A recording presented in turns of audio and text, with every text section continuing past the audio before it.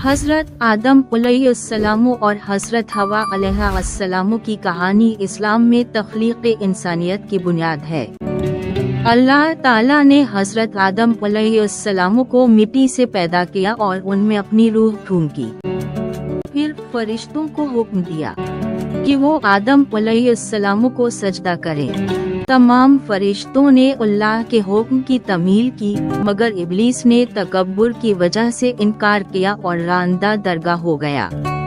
अल्लाह ने हज़रत आदम अलैहिस्सलाम को जन्नत में बसाया और उनका सुकूनत का सामान मुहैया किया।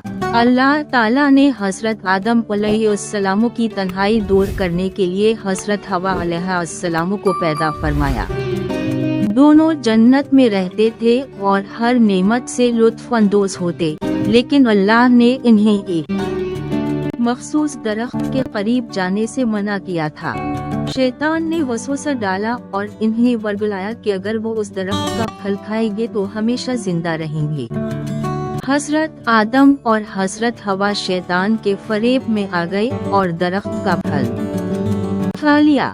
अल्लाह ताला ने उनकी नाफरमानी पर नाराजगी का इजहार फरमाया और इन्हें जन्नत से जमीन पर भेज दिया। हज़रत आदम अलैहिस्सलाम और हज़रत हवा अलैहिस्सलाम ने अपनी गलती का एहसास किया और अल्लाह से माफ़ी मांगी।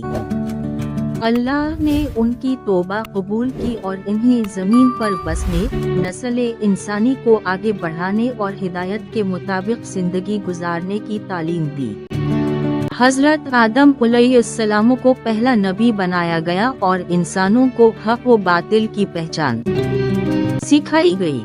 हज़रत आदम व हज़रत हवा की कहानी हमें ये सिखाती है कि नाफरमानी के बाद भी तौबा का दरवाज़ा खुला रहता है और अल्लाह की रहमत हमेशा अपने बंदों के लिए वसी है।